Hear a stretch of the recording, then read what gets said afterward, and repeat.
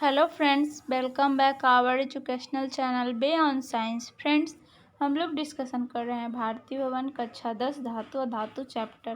Friends, ये जो question number 23 है, इसके पहले हम लोग डिस्कशन इसके अगले पार्ट में यानी कि इसके पहले वाले वीडियो में कर चुके हैं। फ्रेंड्स, आज हम लोग यहाँ से डिस्कशन करेंगे। देखिए, निम्नलिखित में वैद्युत संयोजक और सहसंयोजन यौगिक का चयन करें। तो फ्रेंड्स, अगर हमारा वीडियो पसंद आ रहा है तो फ्रेंड्स इसे अपने फ्रेंड्सों के साथ ज़रूर शेयर करें, लाइक करें, और अभी तक सब्सक्राइब नहीं किया है तो सब्सक्राइब चैनल को ज़रूर कर लें। चलिए फ्रेंड्स, देखते हैं इसको। इसमें दिया हुआ है वैद्युत संयोजक यौगिक, तो इसमें होगा फ्रेंड्स पोटेशियम क्लोराइड और अमोनियम क्लोराइड, कॉपर सल्फेट। आगे देखिए फ्रेंड्स, इसमें सहसंयोजक यौगिक है, ये हो जाएगा glucose, carbon tetrachloride, acetylene, urea. आगे दिया हुआ है फ्रेंड्स, जल में विलय दो सहसंयोजक यौगिक के नाम लिखे, तो इसका हो जाएगा फ्रेंड्स ग्लूकोज और यूरिया। आगे दिया हुआ है फ्रेंड्स, मैग्नेटाइड में एक अचुंबकीय पदार्थ मिश्रित है, इसे अलग करने की एक विधि का उल्लेख करें। तो फ्रेंड्स, इसका उत्तर हो जाएगा मैग्नेटाइट में एक अचुंबकीय पदार्थ मिश्रित है, इसे अलग करने के लिए चुंबकीय पृथक्करण विधि का उपयोग होता है।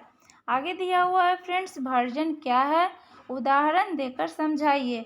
तो इसका उत्तर हो जाएगा सल्फाइड अयस्कों का ऑक्सीजन की उपस्थिति में उच्च ताप पर गर्म कर उनका ऑक्साइड में बदलना भर्जन कहलाता है। आगे दिया हुआ है उदाहरण, जिंक ब्लेड का भर्जन के पश्चात जिंक ऑक्साइड में बदलना, तो इसका उत्तर हो जाएगा 2Zns+3O2। तापन मतलब यहाँ इसको गर्म करेंगे तो 2ZnO+2SO2 यहाँ पे देखिए मुक्त हो रहा है गैस के रूप में। आगे दिया हुआ है प्रगलन में गलनांक की क्या भूमिका होती है, तो इसका उत्तर हो जाएगा प्रगलन में गलनांक अगलनीय अशुद्धियों को गलनीय अशुद्धियों में परिवर्तित कर देता है। आगे दिया हुआ क्वेश्चन नंबर 28 है, सोडियम को केरोसिन में क्यों डुबाकर रखा जाता है, तो इसका उत्तर हो जाएगा सोडियम अति सक्रिय धातु होने के कारण वायु के संपर्क में आने से तुरंत जल पड़ती है, अतः इसे केरोसिन में डुबाकर रखा जाता है। आगे दिया हुआ धातुओं के संक्षारण से क्या समझते हैं, तो इसका उत्तर हो जाएगा धातु वायुमंडल में उपस्थित वायु, आर्द्रता, अम्ल इत्यादि में क्रिया करके संक्षारित हो जाती है, इसे ही संक्षारण कहते हैं। जैसे लोहा पर भूरे रंग की परत, तांबा पर हरे रंग की परत और सिल्वर पर यानी कि चांदी पर काले रंग की परत। आगे दिया हुआ है फ्रेंड्स, धातुओं के शोधन की एक विधि का वर्णन करें, तो इसका उत्तर हो जाएगा धातुओं का परिष्करण या शोधन विद्युत अपघटनी परिष्करण विधि द्वारा करते हैं। इसका क्रिया विधि है फ्रेंड्स, देखिए इसमें दिया हुआ एक बर्तन लेंगे और अशुद्ध धातु को एनोड तथा शुद्ध धातु का कैथोड बनाकर उससे बैटरी जोड़ते हैं। फिर जिस धातु का परिष्करण करना है उसका लवण विद्युत अपघटन के रूप में उपयोग लाते हैं। विद्युत धारा प्रवाहित करते ही अशुद्ध धातु एनोड से विलयन में जाती है और उतना ही शुद्ध धातु विलयन से कैथोड पर जाता है। इस प्रकार हमें शुद्ध धातु कैथोड पर प्राप्त होता है। आगे है मिश्र धातु क्या है, किन्हीं दो मिश्र धातुओं के नाम और उपयोग लिखें, तो इसका उत्तर हो जाएगा दो या दो से अधिक एक और एक धातु का समांगी मिश्रण मिश्र धातु कहलाता है। उदाहरण के लिए स्टेनलेस स्टील और पीतल। उपयोग, स्टेनलेस स्टील जो है हवाई जहाज के पार्ट्स बनाने में, बर्तन बनाने में, और पीतल जो है वाद्य यंत्रों में और बर्तन बनाने में उपयोग होता है। आगे दिया हुआ लोहा और तांबा के दो दो अयस्क के नाम लिखिए, तो इसका उत्तर हो जाएगा लोहा का अयस्क हो जाएगा हेमेटाइट, मैग्नेटाइट, तांबा का हो जाएगा क्यूपराइड और कॉपर गलनाइट्स। आगे दिया हुआ है धातु कर्म क्या है, तो इसका उत्तर हो जाएगा अयस्कों से धातुओं के निष्कर्षण एवं उनके शोधन की प्रक्रिया धातु कर्म कहलाती है। आगे दिया हुआ है सोडियम धातु के निष्कर्षण का लिखें। तो इसका उत्तर हो जाएगा सोडियम धातु को विद्युत अपघटन विधि द्वारा अयस्कों से निष्कर्षित करेंगे। आगे दिया हुआ किसी औरत ने अपने गंदे एवं पुराने सोने के आभूषण को स्वच्छ और चमकीला बनाने के लिए एक स्वर्णकार को दिया। स्वर्णकार ने इन आभूषण को एक द्रव में डालकर उन्हें चमकीला बना दिया, किंतु उन आभूषणों का भार में पहले से कम हो गया। क्या आप बता सकते हैं कि कौन सा द्रव तथा ऐसा क्यों हुआ? तो वह जो द्रव था फ्रेंड्स एक्वा जेरिया या अम्ल राज था। आगे दिया हुआ है एल्युमिनियोथर्मिक विधि क्या है? तो इसका उत्तर हो जाएगा एल्युमिनियम धातुओं द्वारा धातुओं के ऑक्साइड, सल्फाइड एवं क्लोराइड का अपकरण हो सकता है। यह फ्यूज बेरियम पेरोक्साइड अथवा मैग्नीशियम धातु चिंगारी द्वारा जलने से प्राप्त हो सकता है।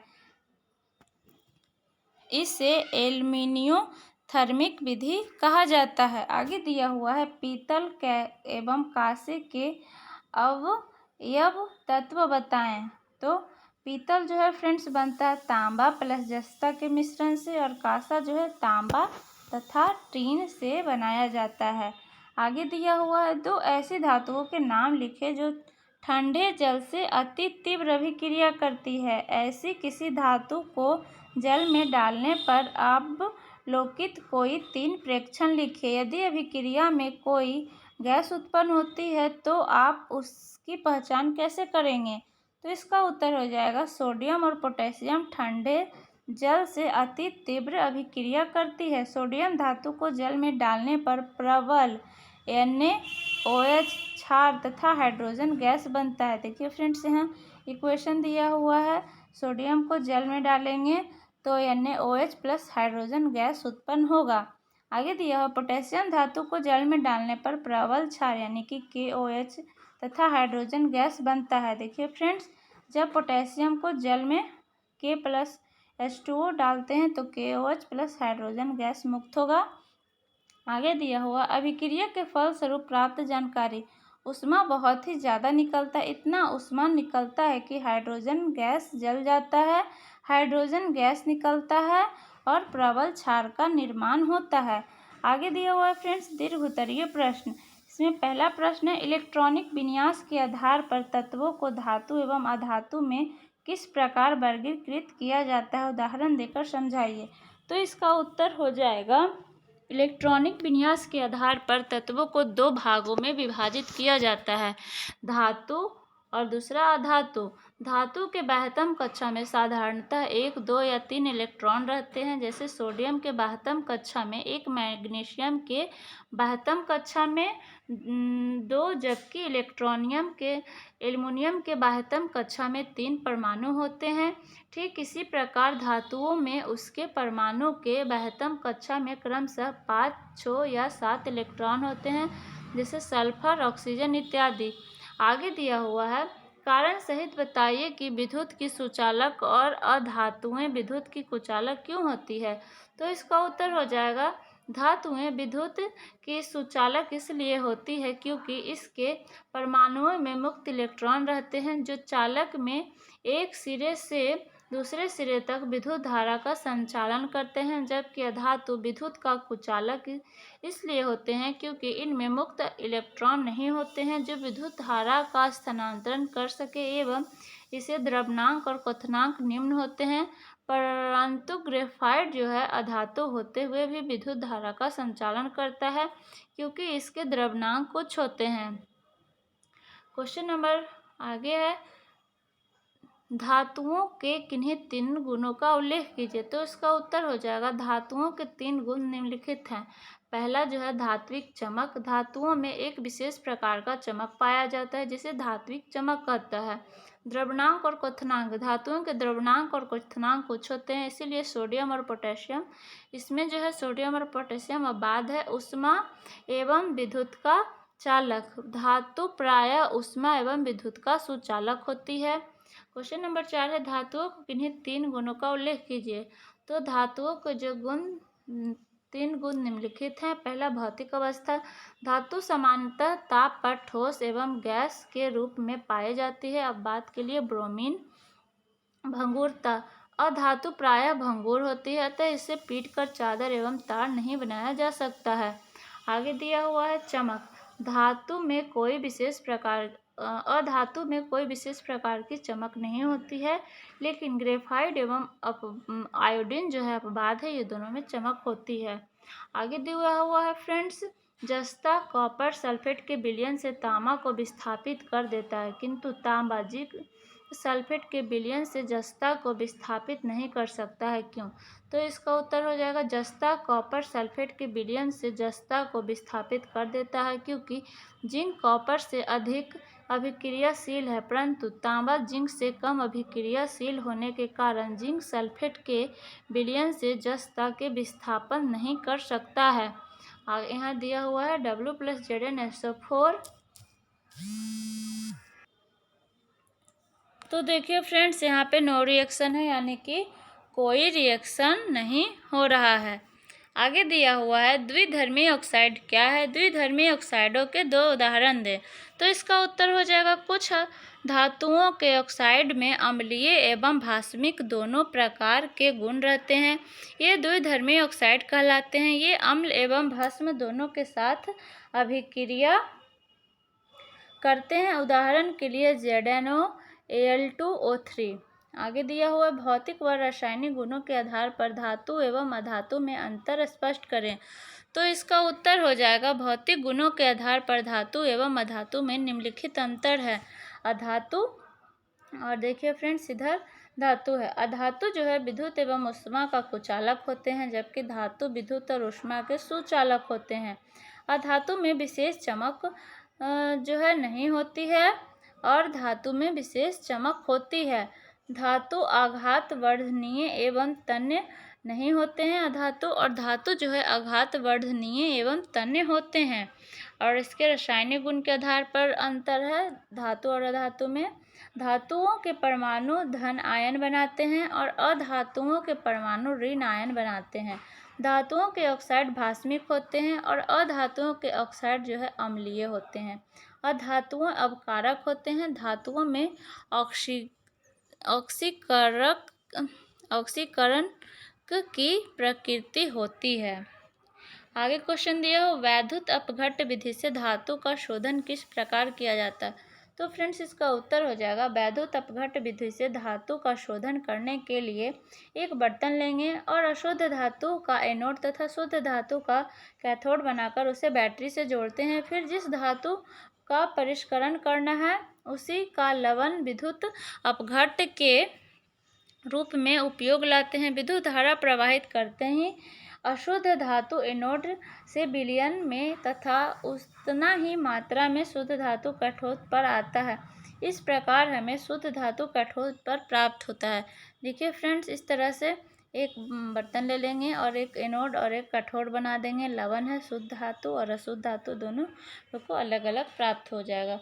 वैसे किन्हीं 3 अधातु ऑक्साइडों का नाम लिखे जो अम्लीय होते हैं। जल के साथ ऑक्साइडों की क्रिया कैसे होती है? तो इसका फ्रेंड्स उत्तर हो जाएगा, यह 3 अधातुई ऑक्साइड के नाम निम्नलिखित हैं। पहला हो जाएगा, देखिए फ्रेंड्स, पहला हो जाएगा सल्फ्यूरिक अम्ल, दूसरा हो जाएगा सल्फ्यूरस अम्ल और तीसरा हो जाएगा कार्बोनिक अम्ल। जल अधातु के ऑक्साइडों से क्रिया कर अम्ल बनाते हैं, क्योंकि अधातु ऑक्सीजन के साथ संयोजन करके अम्लीय ऑक्साइड बनाते हैं।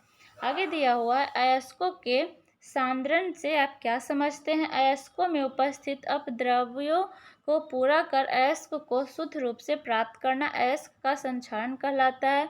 सल्फाइड अयस्क का सांद्रण हम भर्जन विधि द्वारा करेंगे।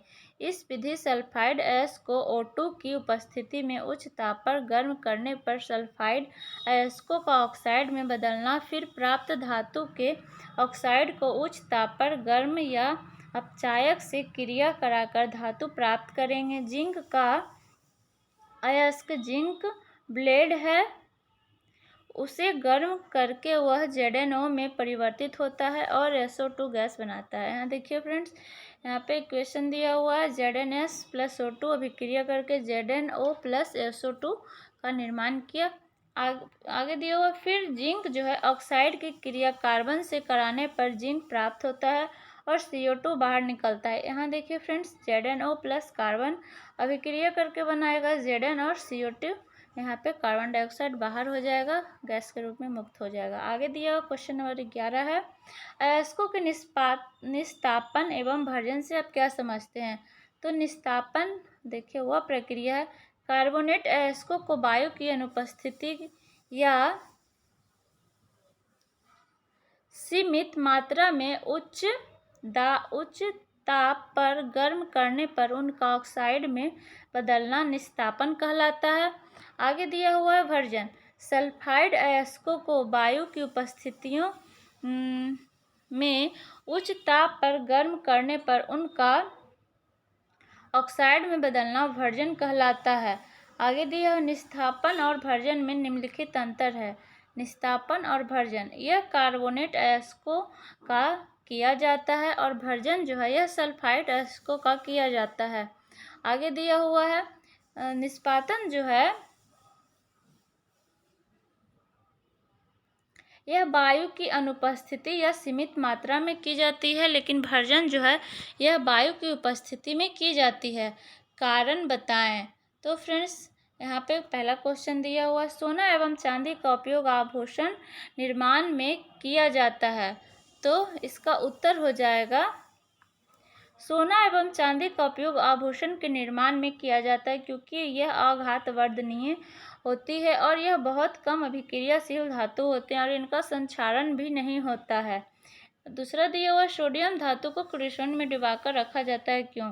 तो इसका उत्तर हो जाएगा, सोडियम धातु को क्रोसिन में डुबाकर रखा जाता है क्योंकि ये जल या वायु से अभिक्रिया कर लेती है। देखिए फ्रेंड्स, क्योंकि यह धातु अधिक क्रियाशील होने के कारण सामान्य ताप पर हवा के ऑक्सीजन के साथ अभिक्रिया करके जलने लगती है, अतः इससे कोई दुर्घटना न हो इसीलिए इसे केरोसिन में डुबाकर रखा जाता है।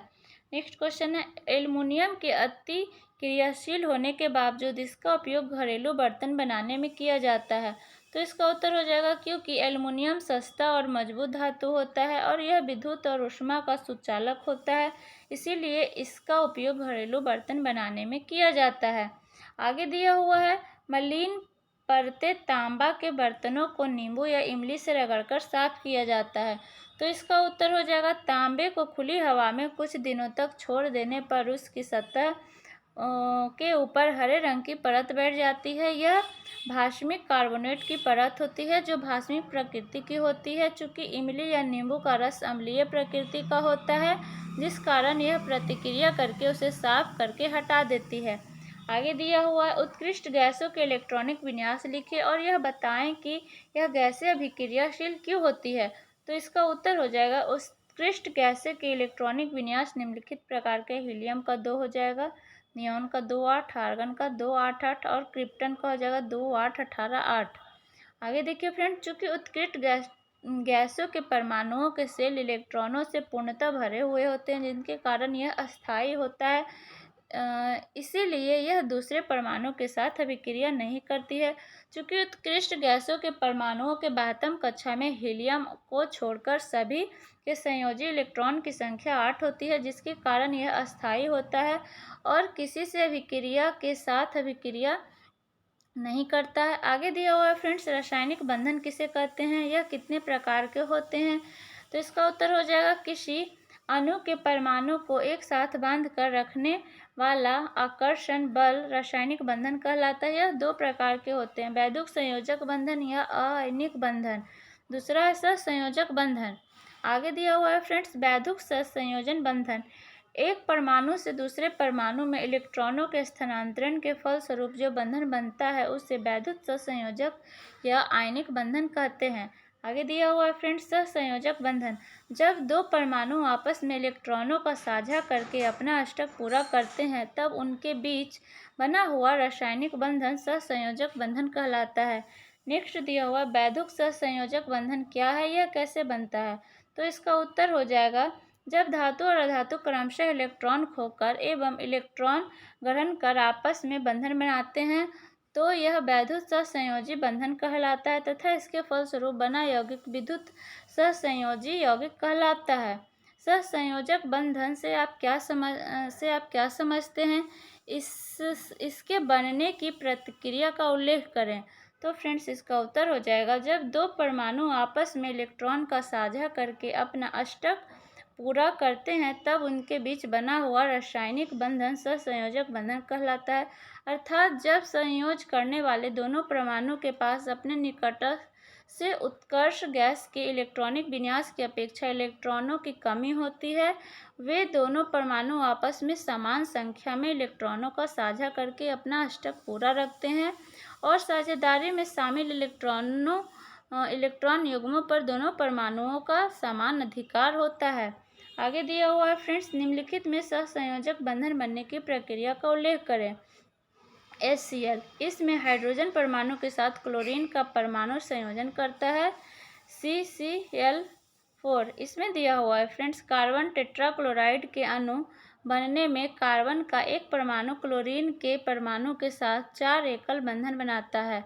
आगे दिया हुआ CH4, कार्बन की परमाणु संख्या 6 होती है अतः इसका इलेक्ट्रॉनिक विन्यास 2-4 होता है। इस प्रकार कार्बन के 4 संयोजी इलेक्ट्रॉन होते हैं। कार्बन अपने इन चारों इलेक्ट्रॉनों का साझा हाइड्रोजन परमाणु के इलेक्ट्रॉनों के साथ करता है अतः कार्बन का एक परमाणु हाइड्रोजन परमाणुओं के साथ 4 एकल बंधन बनाता है।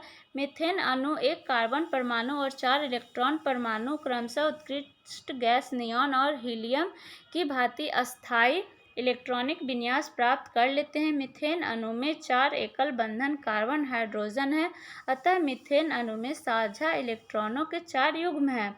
आगे दिया है फ्रेंड्स O2, ऑक्सीजन परमाणु के संयोजी शेल में 6 इलेक्ट्रॉन हैं।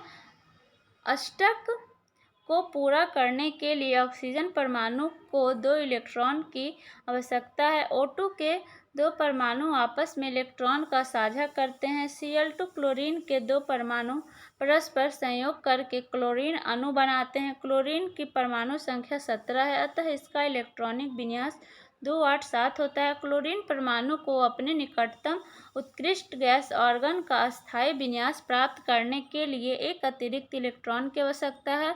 संयोजन करने वाले दोनों परमाणु एक एक इलेक्ट्रॉन साझा करके अपना अष्टक पूरा करते हैं। आगे दिया हुआ है फ्रेंड्स, आयनिक और सहसंयोजक यौगिक की विभिन्नताओं का वर्णन करें।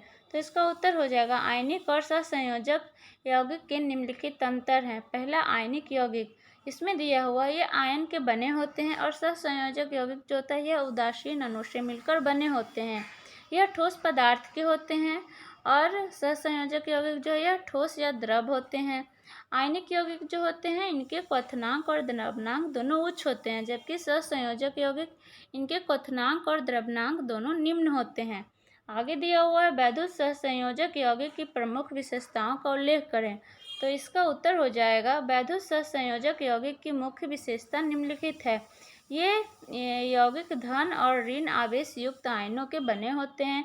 इनके द्रव्यनांक और क्वथनांक उच्च होते हैं। यह जल में प्रायः विलेय किंतु बेंजीन, एसीटोन, कार्बन डाइसल्फाइड और कार्बन टेट्राक्लोराइड जैसे कार्बनिक विलायकों में अविलेय होता है। आगे दिया हुआ है यह द्रवीय या जलीय विलयन की अवस्था में विद्युत के सुचालक होते हैं।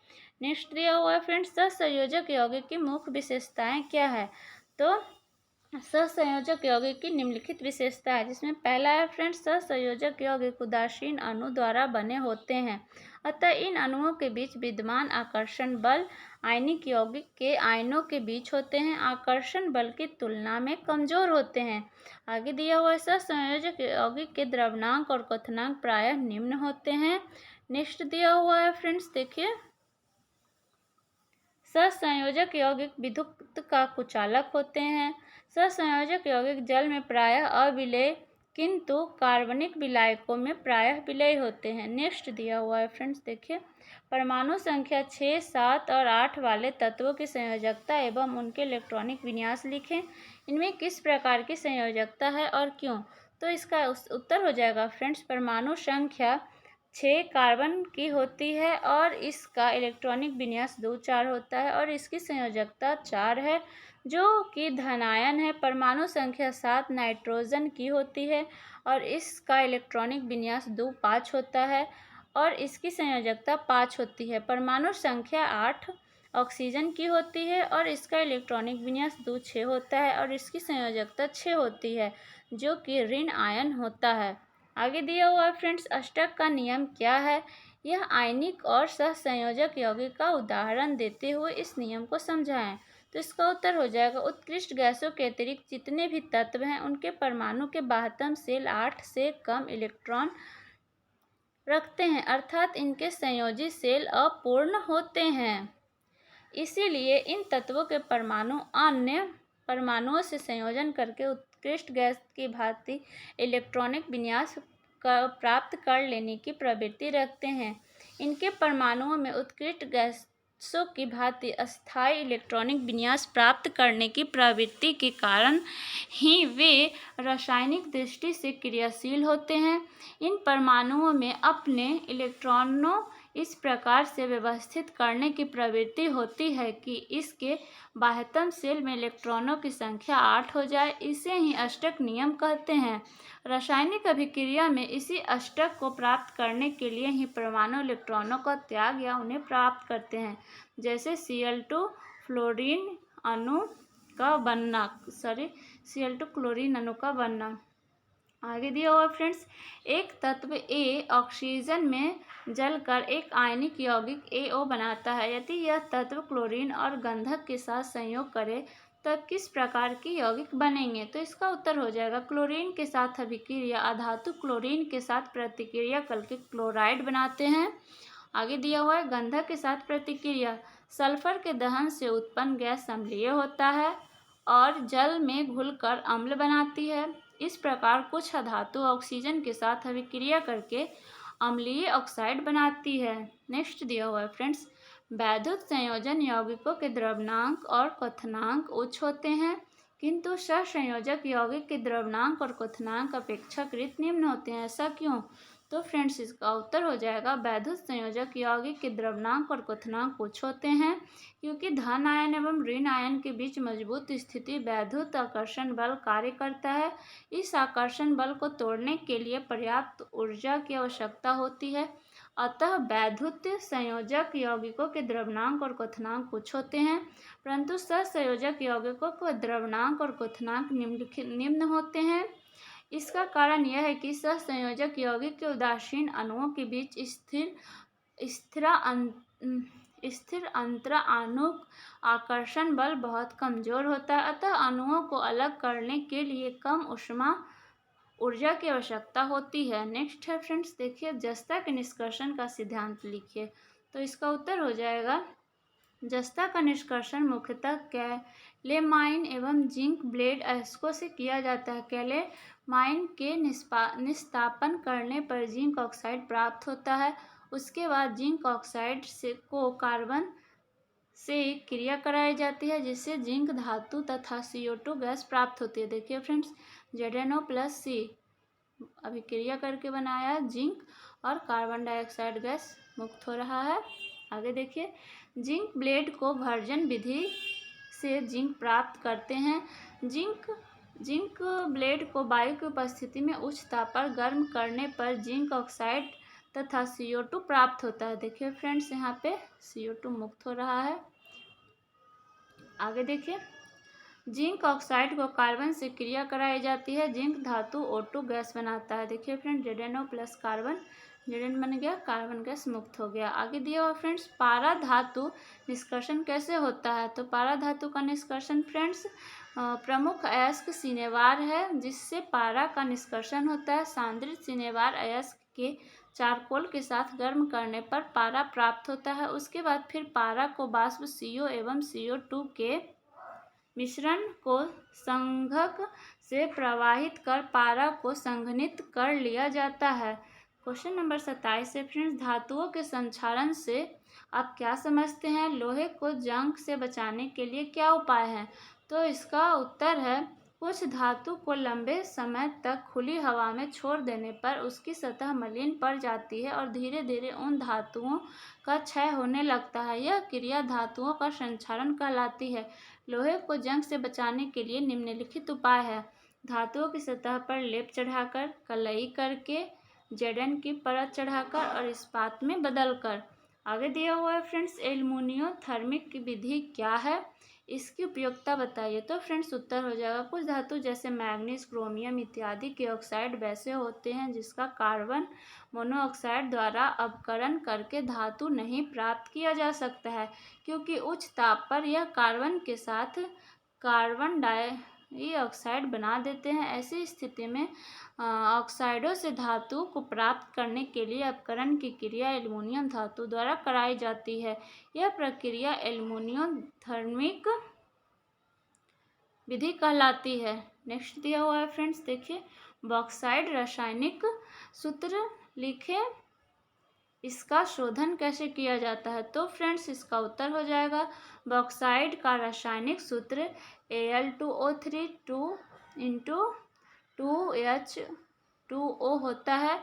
पृथ्वी के परत से प्राप्त बॉक्साइड में कई प्रकार के अवांछनीय पदार्थ रहते हैं। यह पदार्थ आघाती कहलाते हैं। इन पदार्थों को धातु के शोधन के पहले अयस्क को दूर किया जाता है।